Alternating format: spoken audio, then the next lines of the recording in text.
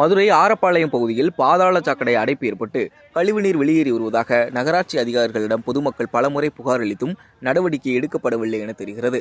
இந்த நிலையில் 100வது நாளாக கழிவுநீர் வெளியேறி வரும் நிலையில் ஆத்திரமடைந்த அந்த பகுதி மக்கள் கழிவுநீர் வெளியேறும் இடத்தில் கேக் வெட்டி நூதன முறையில் தங்களுடைய எதிர்ப்பை வெளிப்படுத்திய சம்பவம் பொதுமக்கள் மத்தியில் வரவேற்பை பெற்றுள்ளது.